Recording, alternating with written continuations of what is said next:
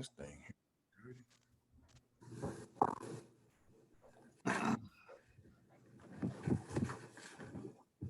Who that? Dennis? That's me. What's up, DK? Nothing much. How you doing, man? Oh man, all good, brother. How goes it for you? I'm doing all right. I had my first COVID shot Monday. Oh yeah? Yeah, I did. Okay. Yeah. You know, got mine through the VA. Okay. Yeah. I did see you posted about that or something, right? Yeah. It's all right. And I really didn't have it. I didn't really have any after effects. You know, the day of the shot. Yeah. The next day, Tuesday, I went out and tried to resume my normal routine of walking. You know, like 4 or 5 miles. Man, I got into my second mile and I was like, I got to go home, man. Is that right? I got kind of tired. You know, I was like, okay. Yeah. You try to walk. You try to walk daily. Yeah. Yeah. That's a good habit, brother. Yeah. Yeah, at least. And if I don't get out to the park to walk, if it's too cold, I'll at least go down and get on the treadmill for at least a couple miles, you know. Yeah. Just to, yeah. Yeah. So other than that, you think that shot may have just made you a little more weaker than normal, or what? How you chalking it up? you know what? That's the only thing I kind of maybe attributed it to. I kind of pushed myself a little bit too much. So today, you know, after that, I was fine. The next day, I was good. You know. You back? Yeah, 4 miles, no problem. You know, lifting weights, whatever. You know, no problem. So I might have just pushed me. Plus, I went to the chiropractor. I've been going to the chiropractor a couple times a week, and right after I left the chiropractor, I just went out and started walking. So that might be too much for my body, you know. Yeah. Yeah. You got a nice park around there you go to? Oh yeah, I go up to St. Vincent's Park, right on the Rock Road and Avenue. Yeah. They got a trail in there. Oh, they got a nice trail in there, man. Yeah. Walking trail. Yeah, nice walking trail. Yeah. What's up, guys? What's up, Dello? Hey, what's up, Uncle G? Hey, hello. Hey.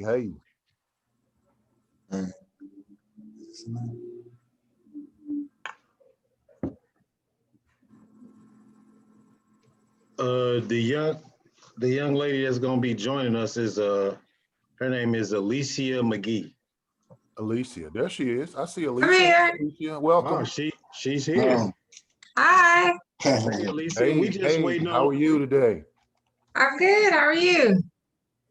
We'll go I'm around the good, horn too. here in a minute, Alicia. We got a few people that'll be joining here in the next 2 or 3 minutes. So, Okay. and we normally stop around 7 o'clock and start joining on Chuck. You'll see Chuck in a minute.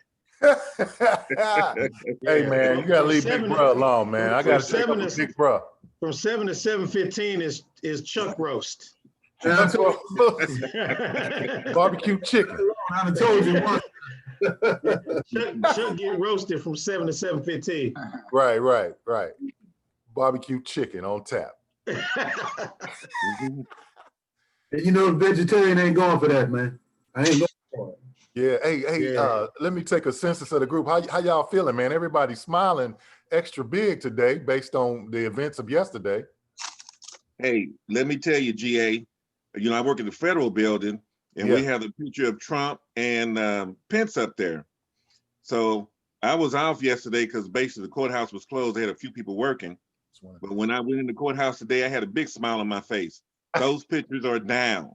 Oh, really? Wow. They took them down quick. yesterday. How Took them about down that? quick. So we're just waiting for the new pictures to be processed, and then they'll be putting those up whenever they get those done. So that any Big they just took the old ones down, huh? Yeah, they take the old ones down. When Barack came up, I think it took about 4 months before his picture actually went up. Oh, really? Biden, yeah. It takes a little while because they have to get their pictures taken and then, you know, and they send them out around the country. So, but Pence and Trump no longer have pictures in our building. Gone. Hey, Drew, we got. And I see my timeline was lit up. Social media was, the internet has no chill anyway. and they were just going crazy. I'm like, boy, they just on Trump.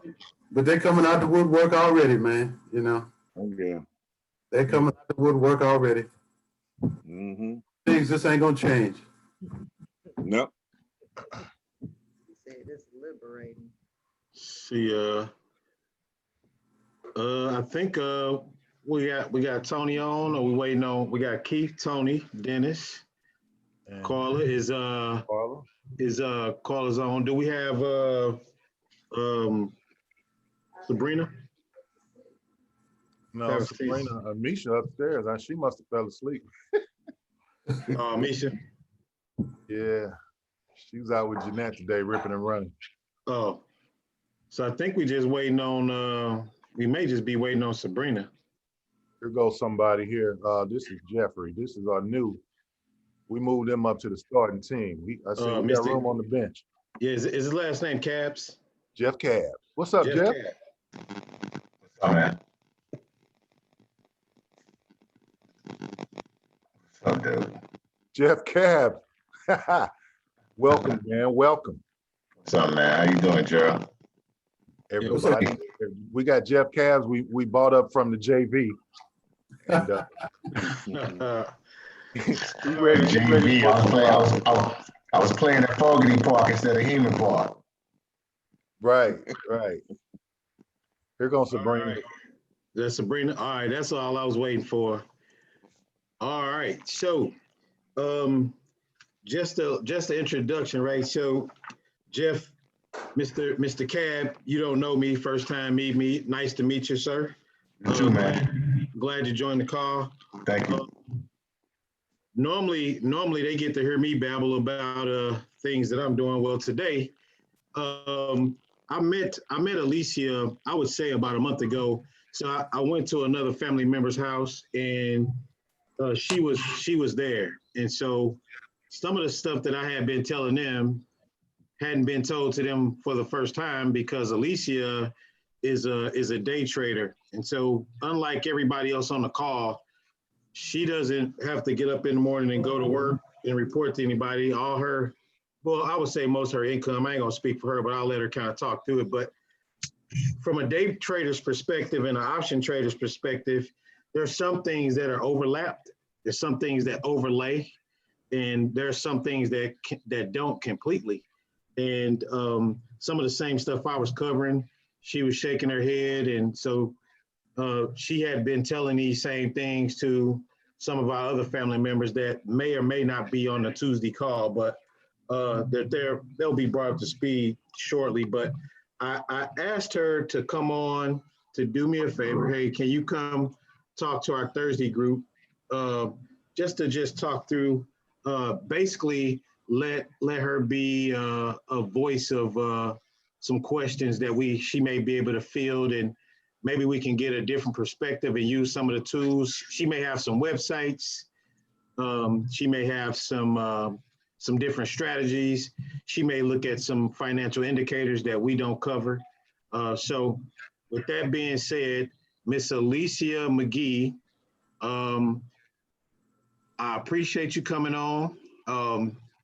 Like I said, this is a friendly group, right? So including myself, we don't have a lot of MSNBC experts on the call, but we do have some successful traders, and everybody has their own method and strategy. So I would just like to allow Alicia to maybe give us a few little pointers, and then let us just ask some questions,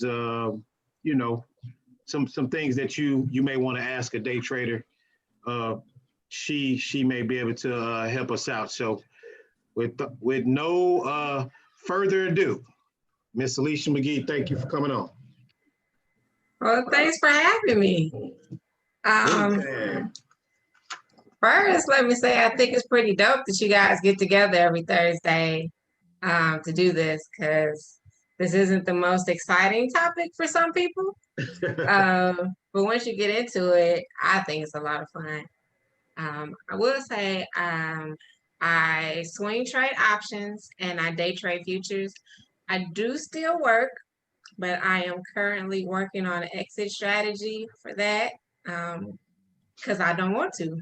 And now that I trade the way that I do, I know that there is another plan rather than me to just stay at my job until I die and hope for the best. So um, I really didn't have anything prepared. I don't know if you guys have questions or you want to look at charts or. So I'll just kick off the first question. So how long have you been either day trading and or trading futures? I started day trading futures the beginning of 2019. I took a class at the end of 2018. Okay. Where did you take your class at?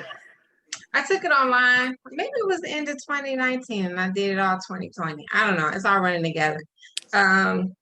I've been trading since 2018. Futures Okay. was kind of the last piece that I added to it. But I took it online. I've actually taken most of my classes online Okay. just because, like I said, I don't know a lot of traders personally. So a lot of people that I talk to about trading, I've met online through different Facebook groups. What'd you say? Angela. Mute Angela. Okay, I thought I was. All right, there you go. I got a question, if you don't mind. Like, what's your background and what prompted you to even begin an online class? Was there somebody that planted a seed, or how did it come about? My background is by day I'm an engineer. I work at Boeing, and well, my event that kind of prompted me to start investing and learn about the stock market was a while ago. I got a voluntary layoff notice, and I didn't even know what exactly that was. Like they were just kind of looking for people to leave the company. But of course, sitting in my cube, all I saw was layoff notice. And in that moment, I became very aware of how dependent I was on my paycheck. And I decided that I was not going to let anyone else have that much control over my life again. So after that, I kind of hit Google trying to figure out what was going on. And I found a group.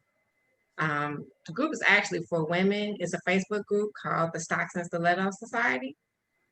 And at this time, I knew nothing. Like I was putting money in my 401k, hoping for the best. Like I just did not know anything that was going on.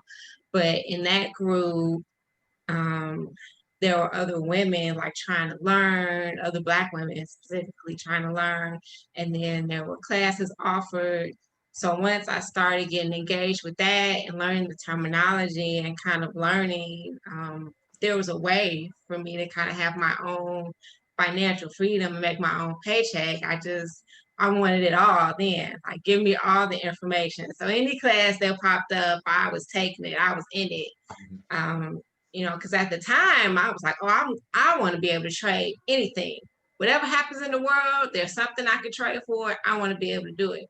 But when you do that, or at least when I tried to do that, I lost a lot of focus. So I wasn't becoming a good trader at any one thing. You know how they say you're a jack of all trades, but not a master of anything. So I really wasn't seeing the kind of profits that I wanted. So I had to kind of sit back and kind of retake a lot of the classes that I took so I could be like, okay, well, what do I really like? What is going to be the most profitable for me and fit into my life now so I can, kind of create the life that I want. I feel like I'm rambling. Did I answer your question? Yeah, we hear a lot with day traders that you put in a lot of time and you're in front of your computer all the time. What is your day like? How much time are you putting in, and are you watching the hourly charts and stuff like that? So that was what I thought day trading was when I first started training, and I was not for it. If I had to switch from working to just going to another screen all day, I didn't want to do it. Like that's what I do now. But with futures, because you're able to kind of use leverage like you do with options, I only trade futures from like 7 in the morning to about 10, and then I do like my regular work. Like that's my day with that. Any other trading I do throughout the day, I'm kind of checking my options trades.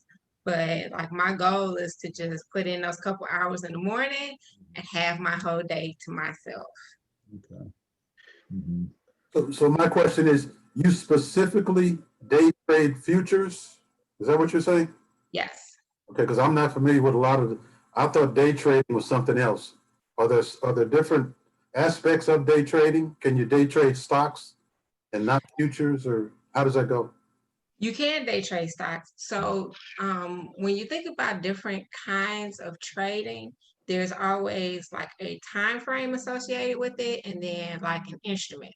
So like when I said I swing trade options, that means I hold my options for at least one day. When I day trade futures, that means I'm in and out of those trades the same day. But I could just as easily day trade options or swing futures, so I just specifically because futures tends to have a little more money involved. I don't want to stay in those trades longer. Mhm. But with options, you can sit and you can let those bake. But I don't trade stocks at all.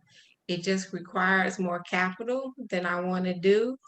Okay. And the gains just aren't there. Like it's so much easier to make gains on stock movement from an option than it is from just buying the shares of stocks. So I just want to point out what she kind of stated. So when she says she swing trade options, she's saying that hey, she 1 or 2 days she's in and out of that.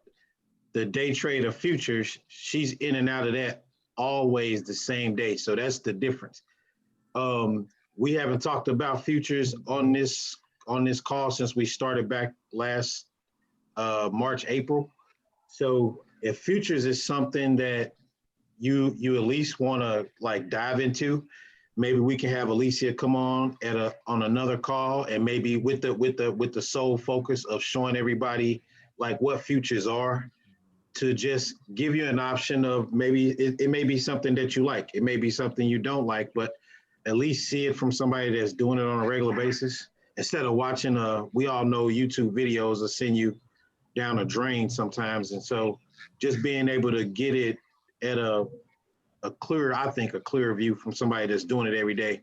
But we'll leave that to everybody at the end of the call. But I just wanted to share the difference between a swing trader. She's swing trading options day or two. She's day trading futures in and out the same day. Alicia, how do you, as far as your research, what are you looking at as far as technical and fundamental analysis and stuff? Are you doing bar chart or certain websites that you're doing your research on? I'm all over the place. I have a lot of apps on my phone. What I've decided is kind of the most convenient for me is there are a lot of free apps where you can make watch lists. And so then your phone will just send you alerts when there's a news article about those watch lists.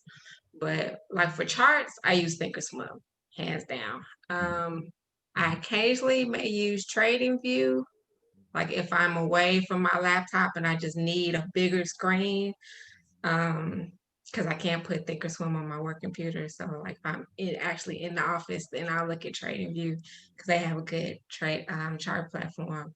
But as far as like news and fundamentals, you can get a lot of fundamental stuff off of the TD Ameritrade website. Like if you have an account, the website has a lot of fundamental analysis. I look at Zacks, ZACKS, I think it is, investing.com. Let me just look at my phone instead of trying to remember. Let's see. I have Yahoo Finance is really good. I do have bar charts. Twitter is actually pretty good too, oddly enough. I think, oh, and Seeking Alpha. I don't know if any of you all are familiar with that. They love to send alerts. Yeah, Seeking Alpha talks. They have a lot of options videos. They are pretty good. So those are the main ones that I use. But yeah, like I said, go in, make your watch list, and they'll send you alerts, send you emails, any stock you're interested in. So Alicia, just to touch on capital, right? So you had said some about the capital needed for futures. In any given, just say we'll do a Boeing. I mean, what type of futures do you day trade, on a pretty regular basis? The S&P 500 and bonds. Okay, so just on general, right? A S&P 500 future requires how much capital to, if you just starting out the gate, like how much capital is needed to trade a future? So it's recommended to protect your account that you start with at least $2,000. Okay. But to actually hold a contract, to hold a futures contract to trade it, if you trade on a discount discount platform, I use Ninja Trader, it's only $500 to actually be able to trade it. Okay, on Ninja Trader. Mm-hmm.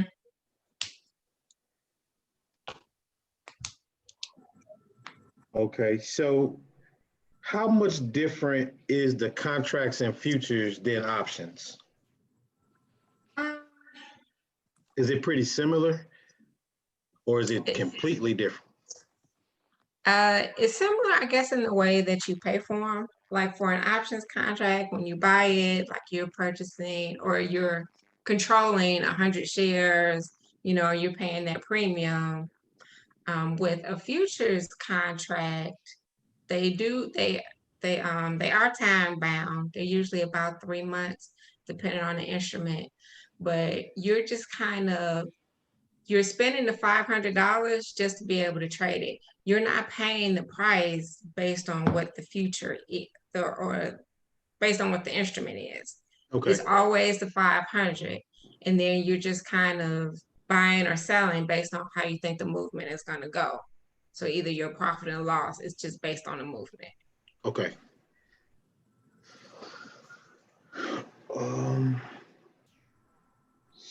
So let me ask you this. The one thing that I find about what we do here is that I can control my risk. And, the guy who's in here today, Jeff, and another partner of mine, they've done some of the futures trading, and just kind of listening and not really understanding, if it seems as if I don't have as much control over my risk. Do you find that to be true? Like, what would you say is your fastball? What do you lean on most when you really want to go in and it's time to make money? Or does the market decide which golf club you pull out of your bag, so to speak? What I've been learning recently is that I have a certain type of trade that I really like. It's easy for me to identify on the charts. It's easy for me to kind of figure out where the candlesticks are going to go. So I've been focusing more on that trade. So when I take that trade, I always use a stop loss, because futures are erratic. And when you're day trading, you're doing like smaller time frames.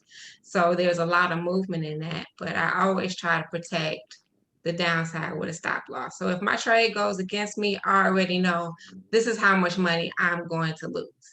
Now it's up to me to not move the stop loss and not take it off, because I've done that before and regretted it. So that was just a lesson I had to learn. But now I'm like, every time I get into a trade, I always have that stop loss. If it goes against me and then it turns back around, I can always get back in. But as long as I use the stop loss, then I can live to trade another day. So with the speaking of the candlesticks, and you say there's some movement that you pretty much look for. Is it a certain design that the candlesticks make? Is it a certain way the stem is on one versus the other? And like outside of the TD Ameritrade platform, did you use any other platform to help you figure that out, or it just came with learning on your own? No, I took a class. I actually took another futures class because I'm always taking classes. I like learning different strategies. And this guy was able to kind of break down different types of trades that he's noticed on the way futures trade. And like he gave us maybe about 5 or 6 different trades. And even in the class, he was like, hey, pick one that you really like. Pick one that's easy for you to see. And so the one that I found that I like is gaps. Because when you're dealing with like the S&P 500, there's so much movement during the day. There's always a gap, so there's always a trade. So is there a picture of what the gap looks like? I can show you a chart. That'll work. And so you say you took this class like this guy, right? So what class is it? This is Jay the Trader. Jay the Trader. Is he got he's just got a class that he starts up every month, every week? So the way the class is structured is he has a teachable, so he has videos and they're self-paced, but then he has a trading room that you can go to, and then there's like a Slack community. So you can get in the Slack and you can ask other people for help, but like there's a whole big community, majority Black traders that are learning to trade futures, and we focus on bonds and the S&P. Gotcha. So you said that's Jada Trader? J, just the letter J, the Trader. Okay. I believe the website is Trade Like J. Okay. And it's a really reasonably priced class. But he also has Instagram. I think it's Jay the Trader. So you can go and watch his videos. Really cool guy.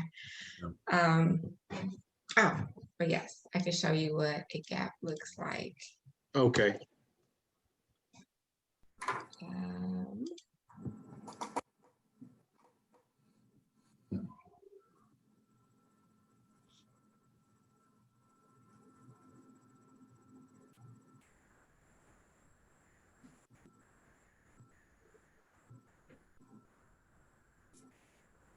Okay, so you can see my screen? Yeah. Okay, so a gap, in this sense, is basically when it's a 3 candlestick pattern. So you have the first candle is A, second candle is B, third candle is C, and the gap is just when A and C do not share a price. So here through here is a gap. So is this considered a bullish sentiment or bearish? This going down is bearish, but when we expect the candlestick, so we always expect gaps to eventually be filled. So I like gap fills because either it's going to bounce off the gap or it's going to fill the gap. So when it comes back in, I try to go for when the gap is going to be filled, because usually they'll try to fill the whole gap. This isn't a good example because they didn't make it. But if you look at this gap, like this gap is done. They played with it for a little while, but eventually they came all the way through and they filled it back up. So explain the definition of a gap when the A and C don't share the same price, or what was that? They don't have a price in common. So if this is a, let me see, I think I got, so like this is one, that's A.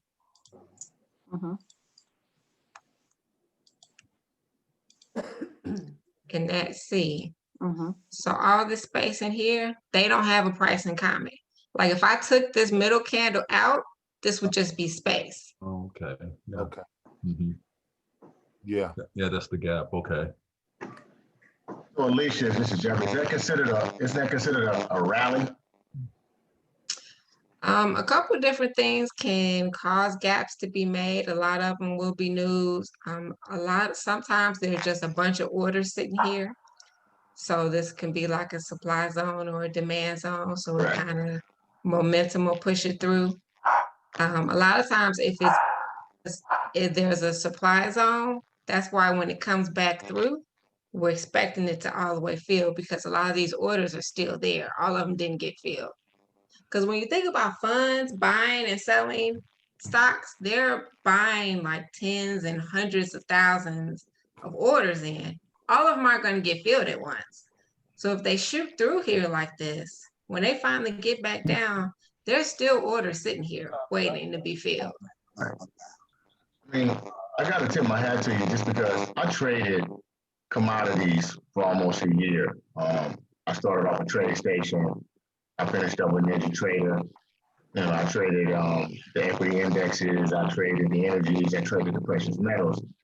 I just feel like the volatility of futures is just so great. I feel like with options, it gave me more control over it than futures. I mean, I like futures, and you're right. You can make a lot of money on futures in a day when you're day trading, but just the volatility of it was just crazy for me. I agree. It is I mean, so volatile. what's your level of success with it? Because you're saying you're trading the S&P 500, which is what I traded as well. Um, so is that the only thing you're trading? Do you ever trade any of some of the currencies? Because you can trade currencies with futures as well. I mean, do you trade any other energies? Do you oil or natural gas? Do you trade any other precious metals, or do you just trade strictly S&P 500? So I trade this, and then I trade the bond. So the ZB. But like you, yeah, in the beginning when I learned futures, I was like, oh, I'm gonna trade it all. I'm gonna trade the currency pairs. I'm gonna trade energy and gold and all of that. But again, I was like, I can't watch all these charts. I can't, I'm losing my focus. I'm not being profitable. Like I have to narrow it down. Because you don't need all of those different things. There's always, because S&P is so volatile, there's always a trade on here. There's always a trade. And if I miss it, there's going to be a trade tomorrow. Like it's not like I have to wait days or weeks or months to find another trade. So that was one thing that I had to deal with. It's like I have to narrow down my focus so that I can be profitable. And also, like trying to watch all those different charts, it's stressful. Like I could just deal with this one and I can keep up with what's going on with this. And you get familiar with it. You get familiar with the chart, you get familiar with how it moves when it's the most volatile, when it moves the most. Like market open, it's all over the place. But and then like lunchtime sometimes, but the futures are also open in the evening time. So there are certain times during the evening, like if I can't trade in the morning, I can get on at night and I could catch a couple coins. So I just like being able to focus on that because you can make enough money focused on one or two futures without having to focus on all of them. Has anybody ever heard that before on this call? Having too much to look at. Hey, Keith, bro. Yeah, Keith had 10,000 stocks on his watch list. Yeah, we should be down to 6 now though. We good. But no, that's absolutely right. Like having too much to look at sometimes can be bad for you because you're all over the place and you can't watch all of it. You never get a chance to get familiar with the company, and some you'll get away from, but yeah, you don't need 45 different stocks out there. You pick the best 10 or 5 or whatever. Yeah, But, you gotta have your employee list. Yeah, have your list of stocks that are gonna work for you. Yeah, and it comes with experience. So like, it's just gonna be testimonial. Year 1, year 2, year 3. Everybody, they'll have their hard lessons and all the stuff that they've learned and some of the stuff you hope, that you've lost, which is, keep your patience and get rid of everything else so that you're not, making decisions based on emotions. But no, I'm glad you said that because we kind of all started down that same type of path. I think it's just human nature to try to watch everything you can or got access to, but it's good that like-minded people kind of say the same thing after they've been doing it for a while. I mean, logically, it makes sense. You're like, oh, if I can make $100 off of this one stock, if I'm watching 100 stocks and I make $100 off of each of them, but it just doesn't work like that. Yeah. Like, it doesn't work like that. You gotta focus on a few things. Yeah. So what I may do, Alicia, is bring you on at a later time, and maybe just go through some futures trades.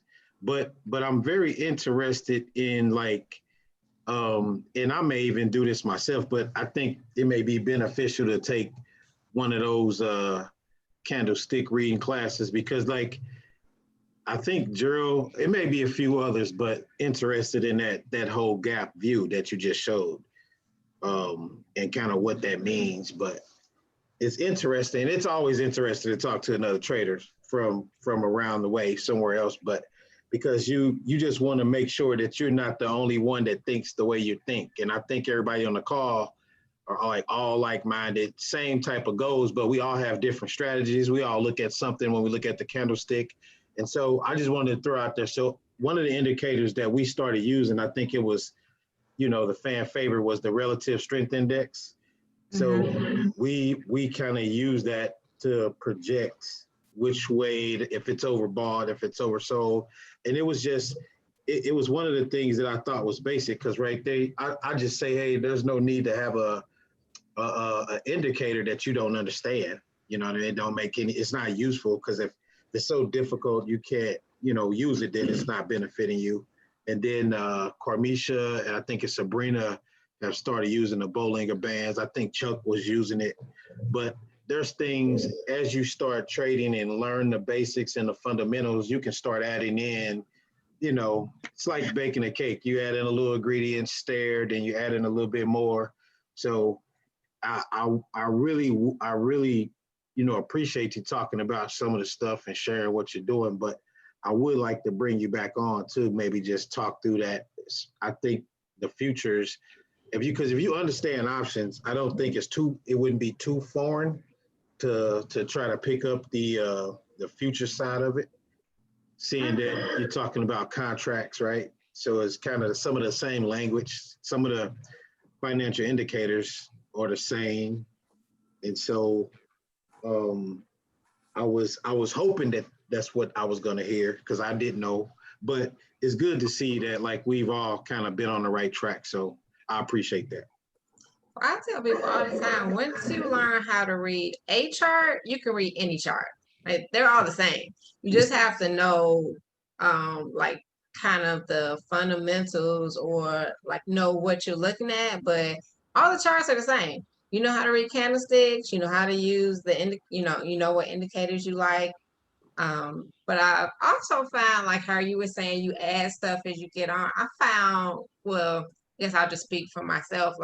As I've gotten more into trading, I've taken more stuff off. I look at less futures, I look at less stocks. I mean, when I first got into technical analysis, my charts were ridiculous. Any indicator somebody mentioned, right, I threw it on my chart.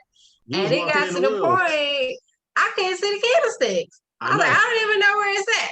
So I had to really look and see which one, like you said, what's the simple one? What's the one that makes the most sense? What's the one when I'm going through my little list, I can just kind of click through it and visually see, oh, let me stop and dig deeper into this one. Yeah. I don't have a lot of time to be trying to figure out what I'm looking at. Right. And so maybe we can, and I'm glad you said that because I had gave a testimony early on to the group that I kind of had so much information. I was just walking through the woods when I only needed to know just a few things to be successful. And so I had so much stuff, but all that stuff just took away from what I should have really been doing. But I would like, maybe when you come on, maybe share the 30 minutes, maybe have Sabrina and Carmisha talk over some spreads, because what I think, and I'm just trying to process this, right? I could be 100% incorrect, but it sounds like spreads and futures hold some traits that are similar in some type, form, or fashion. And I could be totally off, but it's like the approach. I'm not saying how it feels and looks, but the approach I think that Sabrina and Carmisha take with spreads, it feels like the same approach you take with your futures trading. I mean, they're looking at indicators. I think Jeff was talking about like when that you were showing the gap, and he was like, "Hey, does that indicate a rally?" Because Sabrina just asked a question, I think last week. Well, what indicators can we get to say, "Hey, this looks like it's a breakout"? It could be wrong, but this is a strong indication of something is about to happen. This is not a sideways picture here. This is a moment that something is about to take place, and how to identify that and maybe take advantage of some of that stuff. So I think that this technical analysis thing, because that was like, I didn't take it off. I just didn't put on as much icing on the cake as far as technical analysis I should. So I'm like, well, you know what? If I'm gonna be getting on and people's listening, I think I owe them the right to say, hey, let me just go take a class. Let me go find me a class, maybe at the community college, where I could just get down in the mud with it and ask all the questions and be able to bring something out of it that's not on the table today. I actually prefer technical analysis to fundamental analysis. I'd much rather just look at the charts. Like if I gotta sit there and read for hours and hours on a company and figure out who the CEO is, like Yeah. just I give know. me the summary. And so Gerald, I think Sabrina's on that same page. I think a lot of us are, because we're so busy. Yeah, And so Gerald, I'm with that. I like that. She stated that she works at Boeing, right? So I came in the room and I'm talking about Boeing, right? And so she was like, well, I want to let you know now, I'm a Boeing expert. She works there. But she was like, hey, Boeing does so much more than make airplanes. And I mean, she gave me the whole list. And I'm like, that's why I'm an investor. But I don't think that Alicia is, though. Am I wrong? No, I'm not allowed to trade Boeing. Oh, that's the reason. Wow. Yeah, Okay. I'm not allowed to trade Boeing because if even like we have to take insider trader training, and if Lord forbid something happens to the stock price and it happens to coincide with something that happened at work, I mean it's just not worth it. Right. Okay. It's thousands of other stocks out there That's I can crazy. trade, so Yeah. I just don't even fool with it. So just so Uncle Gerald might not know, maybe it's something I don't know. What all do Boeing do then? If they don't just make planes, what all do they do? Hello, step lightly, baby. Step lightly, man. No, I just want to give her the list. Like come on with it, Alicia. You can't box her in like that, though, man. I don't mind. Yes, you can, Gerald. Box her in. Box her in. Dang. Wow. Girl power. Tough crowd. So the conversation I've been hearing a lot about Boeing since, because of course they had the plane crashes, and then when Corona hit, and we lost a lot of orders, the MAX got grounded and everything else, and everybody was like, "Oh, Boeing's not going to recover," but Boeing, that's only the commercial portion of it. Boeing has defense, like they are the sole contractors for F-15s, F-18s, C-17s, Apaches. It's a whole list. Like we have military aircraft that only Boeing makes. We also have a space sector. We also have satellites. We also have communications. I mean, commercial is a big unit, but it's not is not as big a part of the business as people think it is.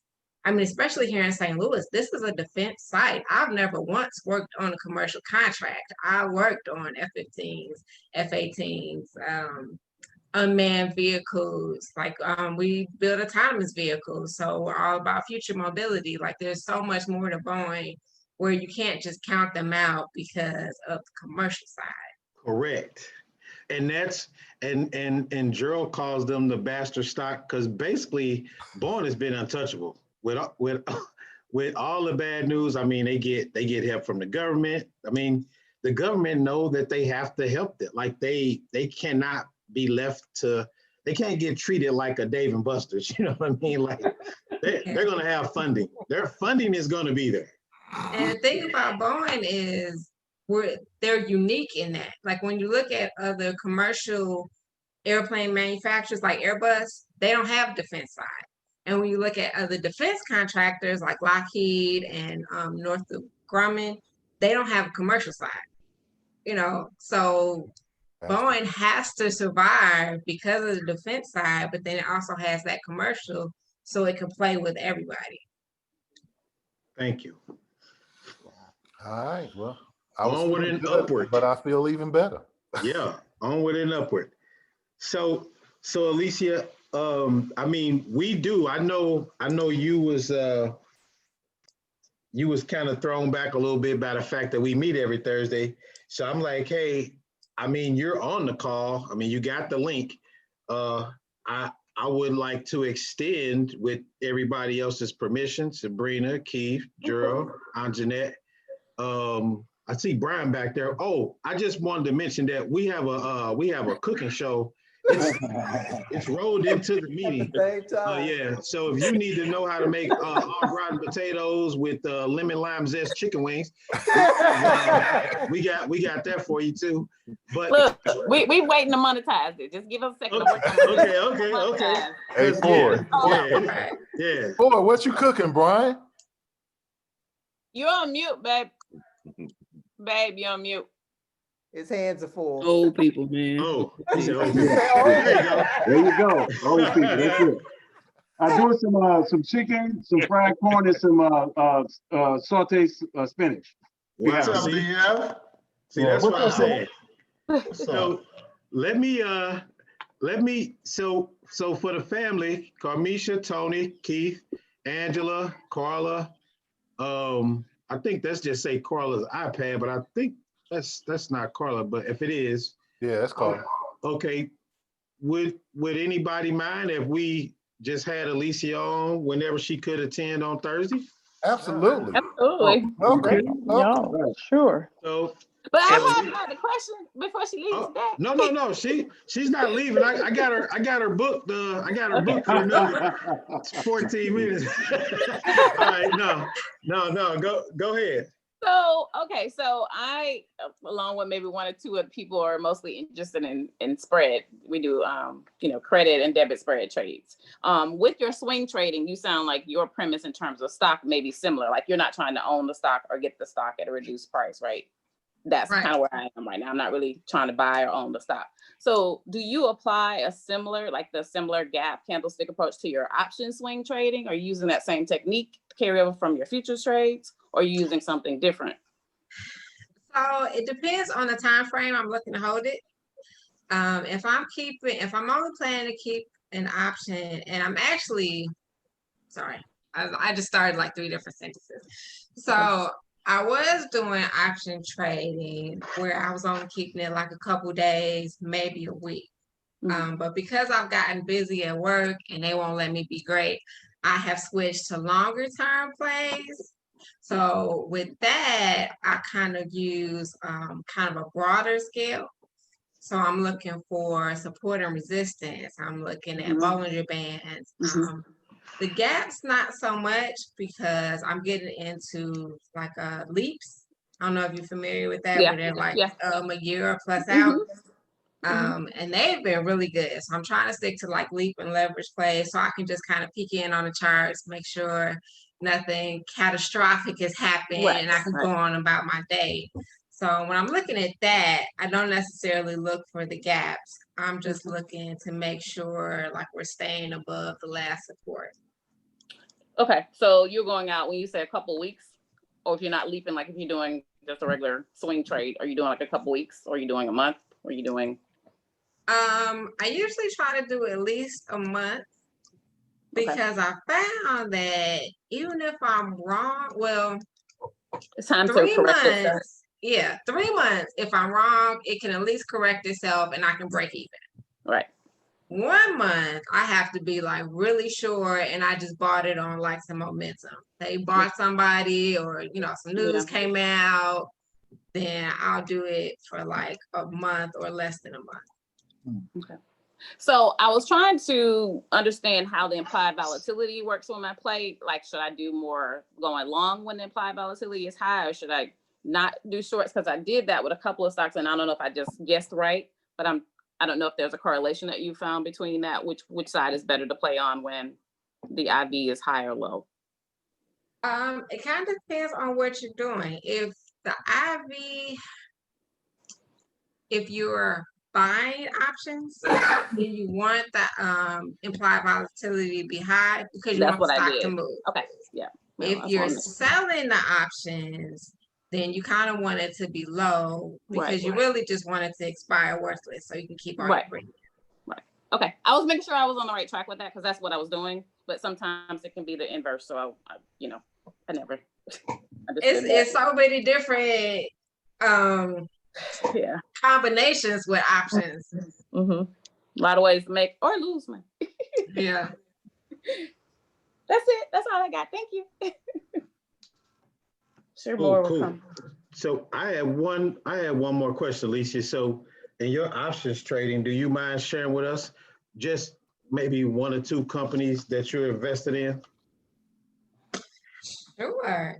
So I have some leaps. I'm pretty excited about these because they're doing good.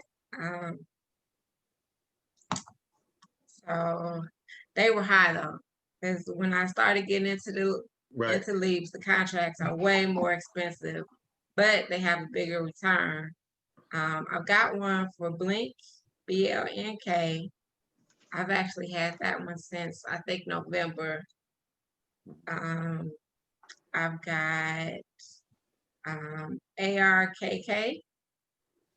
I don't know if you're familiar with like the ARK ETFs and Kathy Wood.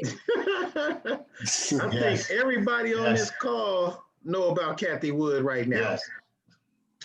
Man, did y'all hear she's coming out with a space ETF? Oh, like, I'm already on it.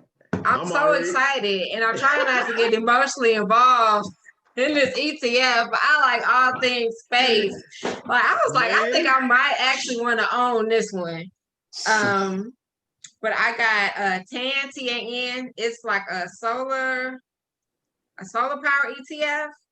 Because they were expecting all of those kind of stocks to go up after Biden got into office, because he's all about, that kind of energy. I've got tech sectors and consumer discretionary, because all of those, once earnings hit for consumer discretionary following Christmas and the holidays, all of those earnings are going to go through the roof. So that whole sector will probably get pushed. What else do I got? Oh, and semiconductors. SMH is a semiconductor ETF. So you like the ETFs? I know we haven't. A lot of us are not into the ETFs. Can you explain kind of why you chose after you basically you learned what you know now? What made you not go other than Blink? I think Blink is the only thing you stated that isn't an ETF. So everything else. That went in sooner. That was in expires January. But all of my ETFs expire in 2023. So when I'm doing leaps that far out, because January 2023, I try to stick with the ETFs because there is highly unlikely that that's going to bottom out, because it's a basket of different stocks. Yep. Whereas if you have one stock and something catastrophic happens to that stock, there goes my contract. Right. So that's why you chose ETFs over individual stocks Yeah, for the longer term ones. for Now the the longer ones that term. are ending sooner, I will do stocks for those. Okay. So you read off a few ETFs. Other than Blink, just give me one more individual stock that you're invested in. TSM And what is that? is Taiwan Semiconductor. And why you choose that over an NVIDIA or any of the other semiconductors? Because TSM actually manufactures the chips for AMD and I think NVIDIA as well. Oh, good to know. I know for sure AMD, I think that either they do it for NVIDIA or NVIDIA is trying to get them to do it. I know Intel is trying to get them to manufacture their chips as well. Okay. All righty. All right, had to look into that too. But no, I appreciate your time. See, I told you they weren't gonna be too bad. But I was wanting you to stick around because it's fireworks at 7. Chuck, you on her? There he is. I think Chuck on her somewhere. We shoot fireworks at 7 o'clock. Where Chuck at? Let me see. There he is. Did Chuck leave? I think Chuck knew it was coming. Chuck done ran. He ran this week, Alicia. He I'm at doing work. that bad. He probably on the move at Yeah. work. I saw him moving around. Yeah. So does anybody have any other questions I for do. Alicia? Sorry, I thought of. So I like to, manage my risk as well. So I'm usually closing out my trades at about 80-85% profitability. Do you use a similar, I know you're using stop losses on some of your trades. Are you usually looking for that return on your investment, or you don't do that at all? I mean, I just typically have been doing that across the board. So let me give my disclaimer. With my option trades, I am very greedy. Okay. So when especially like my long-term options, I'm looking for like 300 to 500%. Okay. For like my leverage plays, if I'm keeping them for like 6 months, I'm looking for maybe 100 to 300%. Okay. If it's something I'm only keeping for a week, I'm usually looking for like 75 to 100%. Right. See, I haven't played anything longer than a week, so that makes sense. Now I've done a couple of leaps and I've made, more than 100% return on those, but I haven't done any really long leaps. Majority of my stuff, like I said, is a week or most 10 days or something like that. Yeah. So I just recently got into leaps. So I don't know if any of you all have heard of the Come Up series or the Come Up Cousins. So they got a YouTube channel, they got a Facebook group, but the Come Up Cousins. The Facebook group is the Come Up Cousins, and the YouTube channel is the Come Up series. The Come Up series, okay. Black guy, black chick, really knowledgeable, but all they do is long-term option trades. Yeah, and I guess my biggest problem with the leaps is you have to sit there, like you can't cash them out, like you really have to hold them. But when you pick good companies, like you can expect like 500% return, 700% return. So a strategy I learned from them that I just started is called the rolling fours.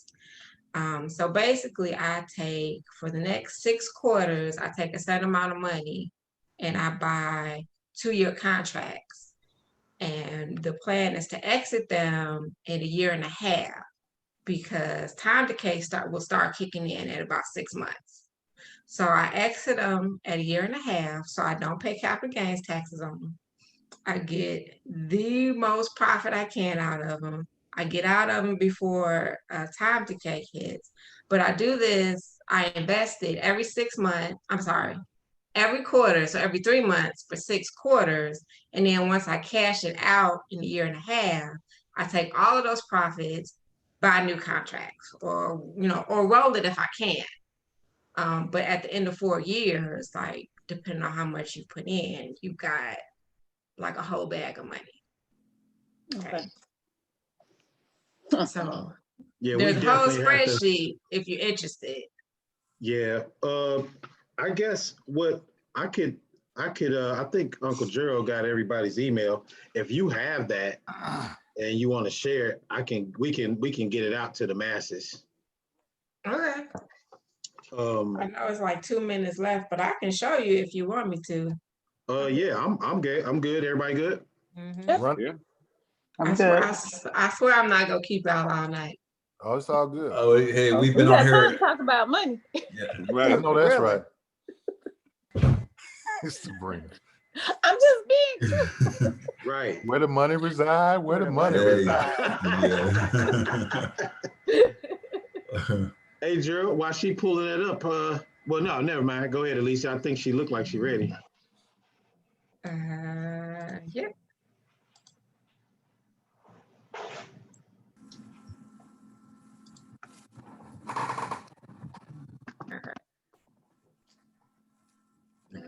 Yeah. Okay. So year one, and this is just $5,000. You don't have to put this much in. Like whatever you put in is what you put in. Keep in mind when you buy 2-year contracts, they are more expensive. So you can get some if you have like $500, but they recommend starting with like $1,000 to $2,000. So basically, these four,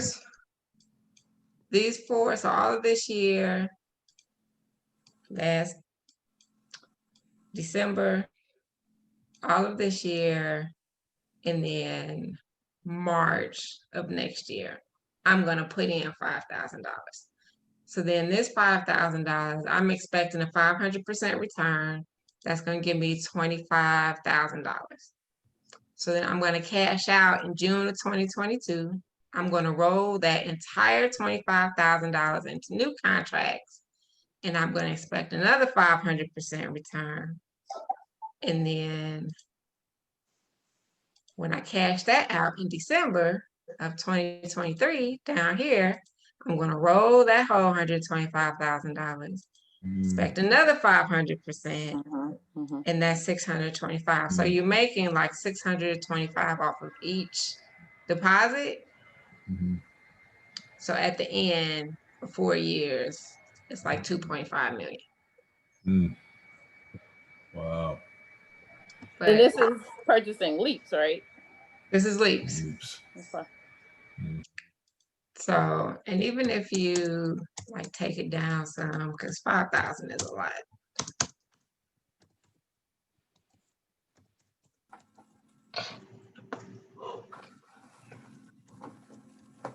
Too, even if you take the percentage down, if you say 300%, still gonna come out ahead. Yeah, and you could take. Yeah. Now, Alicia, is that pretty much doing like ETFs or individual stocks and ETFs, or just ETFs or just individual stocks? You could do either. Okay. But you have to have a solid list of stocks. So the Come Up series actually has a list. They have a list of 30, they call it 31 SIPs. Most of them are ETFs, but they also have stocks on there like AMD, TSM, NEO, Tesla. I want to say like Microsoft, like they have an Instagram too. I think it's that Come Up series on Instagram. So they have the list on Instagram. And in the Facebook group, like the cousins are always doing research. So they tell you to do your own research, but they kind of help narrow it down with this list. Because there's 31, you only need like 1 or 2 each quarter. So you could go through this list that they've kind of already vetted and pick the ones that you're going to research and that you believe in. So, and it's all free. I mean, it's free 99. So they're kind of helping you get focused, so you're not looking through thousands of stocks. Right. But yeah, like if you think about the logic, as long as you've got a good stable company, if you leave something in a year and a half, it's going to go up. Yep. Has anybody heard that on this call? A good stable company? What is that? Let me Next level coming. Yes, inside. Yes, inside. Yeah. Ah. I think Delos brought her on here to toot his own horn. Right. Oh, I gave us some talking points. Right. no, It's like the Yeah. fourth time you don't point at something Yeah. out, Delos. because like for us to not have no conversation, and that's what she's gained out of her experience Yeah. in her time. It's and as you can see, right, she really walked alone until she found some of these support groups. And that's what this Thursday group is. Basically, we're just a support group. And so she pretty much walked through the wilderness, had too many ingredients in her cake. And you know, it did turn out. I mean, it turned out well, but it took a while for it to be done because she was trying to learn and pick up on every little thing. And sometimes you just gotta go, hey, some people just learn stuff because they want to be the smartest guy in the room when they have a little convention. They want to talk to you about stuff. It's like, man, I'm not trying to build a damn rocket here, man. I mean, it's Boeing or it's Apple or it's whatever. Like, we don't have to outsmart ourselves. You know what I mean? Like, and then, like I always say, we want to identify when we see stocks on sale. Carnival Cruise Line, Boeing, Apple right now, Plug. So we can walk. Anybody on this call can walk right in the store, and if a chicken was $9.99, you would say, "Shit, that chicken high. That's some high chicken right there." Because you can correlate a chicken that's $10 with that ain't a sale, or a polo shirt $5.99. You say, "Shit, that's a good deal." You have to start training your brain to understand when you see stock on sale. So I just wanted to point that out, but thank you, Alicia. And this is a nice chart. Aunt Jeanette put together something for us to track our weekly/monthly trades with. So we'll just swap spreadsheets. I'll send you that. If you can get that out to me, I'll get it to Uncle Drill, and he can get it out to the masses. I think he's the gatekeeper to the emails. No problem. I've been trying to tell everybody about this because I was like, even if you set the money, you put the money in each quarter, you can still do whatever kind of trading you were doing while that's sitting. Right. That's just kind of an investment in your future. And I know now we're working on like a spreadsheet where you can use it to pay bills. Like instead of rolling the whole profit, if you take out 3 months worth of bills and then put the rest back into the next quarter or next year, then you're good. Any other trading you're doing is like fun money. So yeah. So I do want to ask one question. I was going to save it to next week, but I think I want to pin you down for one more. So when I heard you say the word, I have a disclaimer, and I ain't gonna lie, I'm greedy. Now, what that lets me know is you've probably been caught once or twice playing too close to the street. And so you've probably been smashed like a bug. And so how do you treat when that stock run up on you or run past you in a case where, man, I got that big premium, but now the stock is $5 past me? Do you ever buy it back and roll it out? Or do you just say, hey, I'm gonna settle with the profit that I got right here, and I'll just re-enter into a trade later next week or later in the week, or how you handle that? So I also hold grudges. So I do not roll contracts. If you lost my money, if I lost my money in that stock because it went the wrong way, like for example, I just had an option, an Apple option. Everybody, the charts were looking good and Apple had all this stuff going on and they had their product day coming up. I was like, I'm on it. And Apple did not move. Yeah, right. And I remember that. the time became caught up with me, and everybody's like, just roll it. Apple's gonna go up eventually. No, they don't get no more of my money. I lost that trade. It's just over. It just expired. Like I can't. When I'm doing short-term trades like that, I I try to only buy or pay premiums that I'm okay. If worse comes to worse, if I have to lose the entire premium, I have to be okay with that. Now, with my longer term stuff, I have a percentage that once it gets under that, I'm just gonna cash it out. I'm gonna cut my losses. But for the shorter term ones, I try to be like, okay, I can lose this $60, this $100, and I'm not gonna have a fit about it. I'm not gonna buy another option for that stock for a little while, but I try to be okay. Like if I lose this, I'm gonna be okay. So at some point this year, right? I call them batting averages, right? So I haven't really discussed it. So I will just ask, if you placed 5 trades, out of those 5, do 1 go against you, or do 2.5 go against you? Do 3 go against you? Like out of 5, are you batting 500? You batting 750? It really depends on which strategy you're talking about, because I tend to separate them out. The short term, the shorter term ones. The shorter term, I'm maybe 3 out of 2 are good. Okay, 2 out of 3. 2 out of 3 are trash. 2 out of 3 are trash. Oh, I'm sorry. I was trying to say 3 out of 5. 3 out of 5. 3 out of 5 are good. So 2 out of the 5 are trash. Right. Okay. But when I do short term, I also play earnings, and those are really risky anyway. Yeah, we do that because you don't know. I mean, you kind of got an idea, but just like with Apple had earnings and what they call it. Someday they present like the new phone. Mm-hmm. Apple didn't go anywhere; it just traded sideways. Oh, I was so mad. I had that option through earnings. I had it through the Apple Day, and the stock didn't do nothing. Oh yeah, same thing. Just like Pfizer, the same thing. Yeah, that's why I got an Android. Like Hyliion. Hyliion. And yeah, Nikola.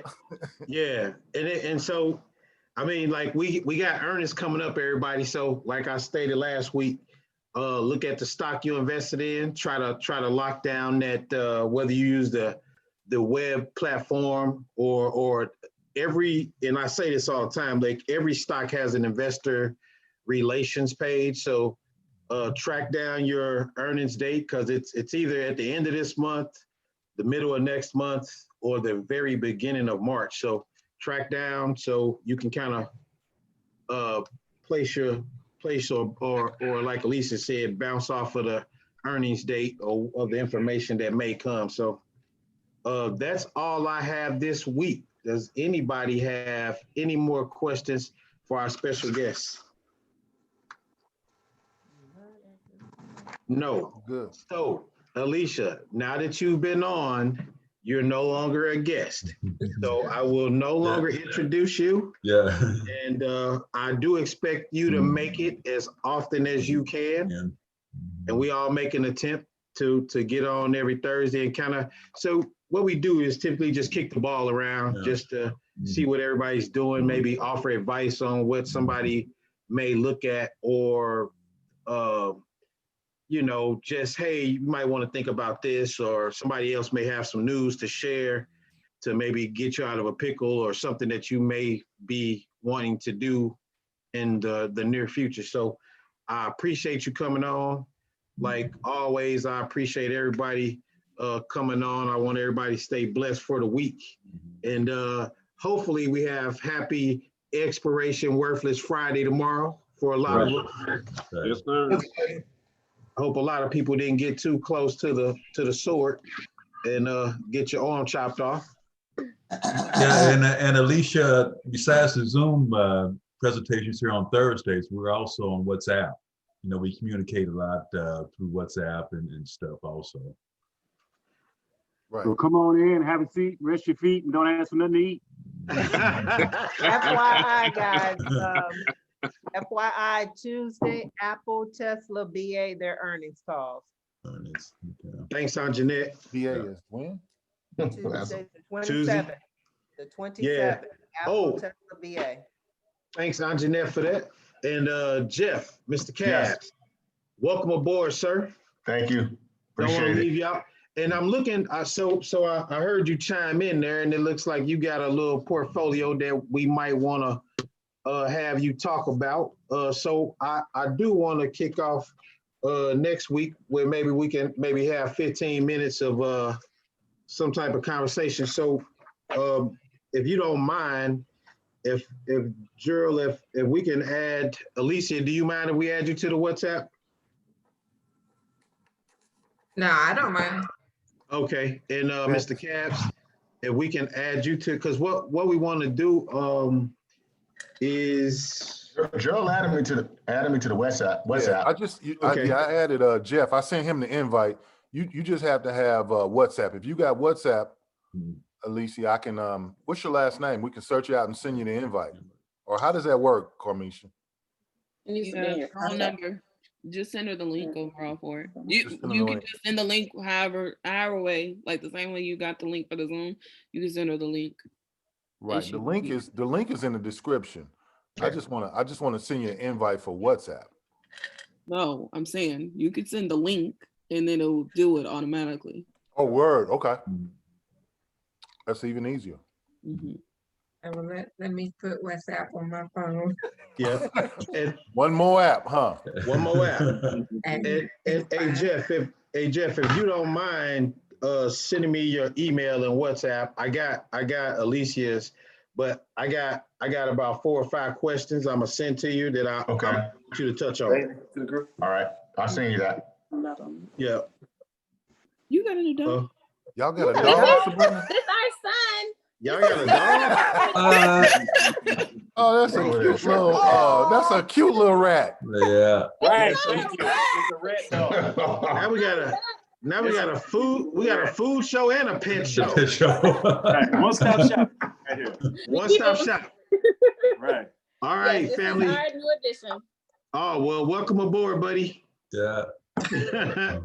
So I do want to thank Mr. Cabs. Welcome, Alicia. Welcome. I appreciate you coming on. It's been good. I hope. Thanks for having me. Oh, no, anytime. Thanks for having us. Hey, Appreciate it. Thank you so much. Hey, this has been Alicia. real informative for me. Yeah, got a lot of information.